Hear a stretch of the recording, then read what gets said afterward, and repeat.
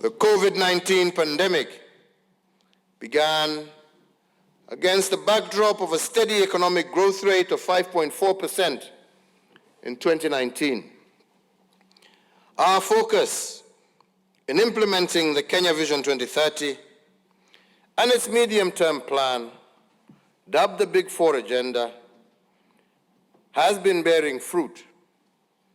As a result, most of the major economic sectors evidenced impressive growth last year, including manufacturing, agriculture, tourism, and financial services.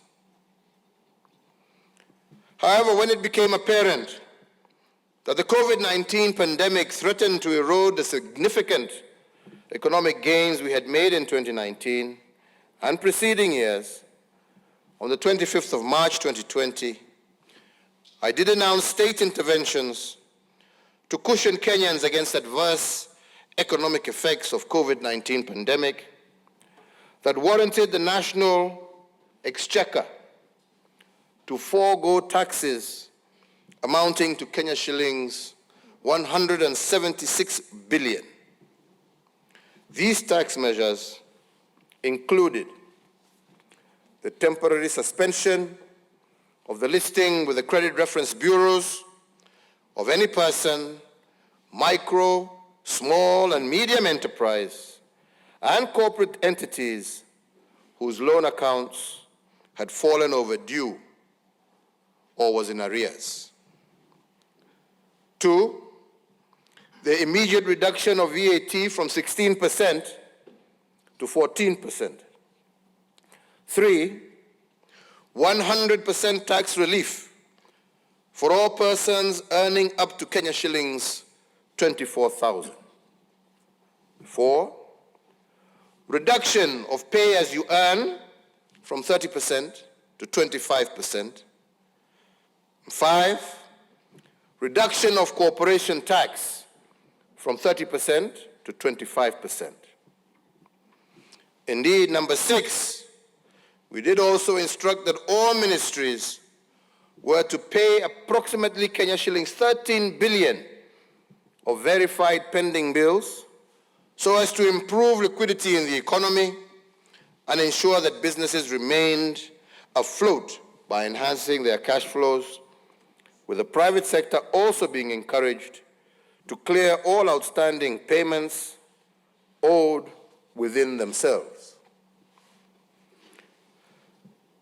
The Kenya Revenue Authority was directed to expedite the payment of all verified VAT refunds claims amounting to Kenya shillings 10 billion within 3 weeks, or in the alternative, allow the offsetting of withholding VAT in order to improve cash flows for businesses.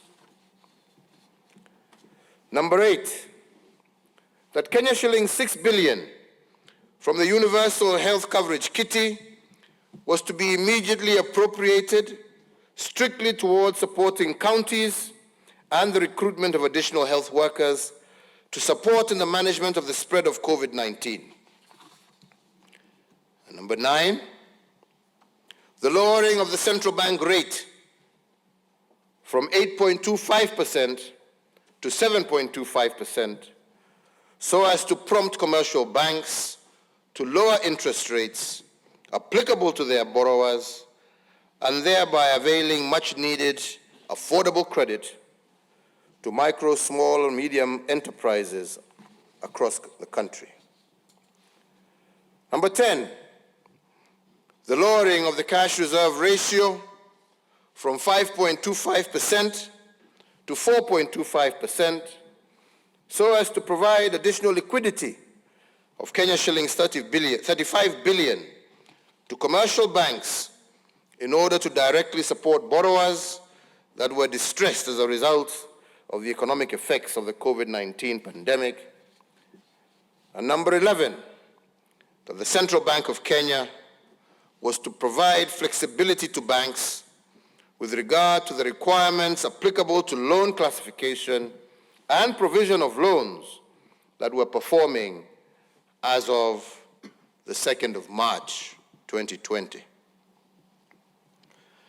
In addition, My administration, with the support of Parliament, further initiated an 8-point economic stimulus program amounting to some 56.6 billion Kenya shillings.